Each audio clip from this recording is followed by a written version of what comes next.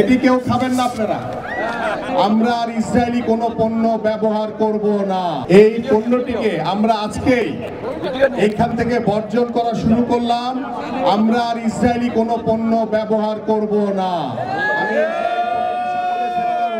আপনারাও ফেলেন, আপনারাও ফেলে দেন সকলে, ঠিক আছে? আজকে থেকে বয়কট করা শুরু হলো। ধন্যবাদ সবাইকে।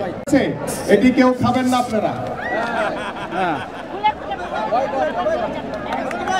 ধন্যবাদ আমাদের মহানগরের সম্মানিত আহ্বায়ককে।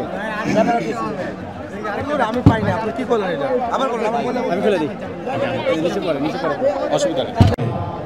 এবং রাফায় যে হত্যাযজ্ঞ চালিয়েছে, আমরা এর তীব্র নিন্দা জানাচ্ছি। আমরা ইসরায়েলের সকল পণ্য বর্জন করব। আমরা সেই ইসরায়েলি বাহিনীর বিরুদ্ধে আমরা বাংলাদেশের প্রত্যেকটি মানুষ আজকে তীব্র নিন্দা এবং প্রতিবাদ জানাচ্ছি। আমরা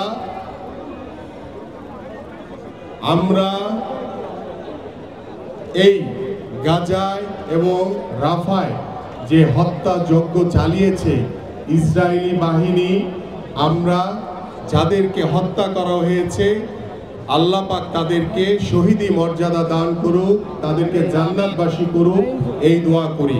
এবং আমি যে কথাটি প্রথমেই বলেছি আরেকবার রিপিট করতে চাই, আমরা সকল ইসরায়েলি পণ্য বর্জন করব।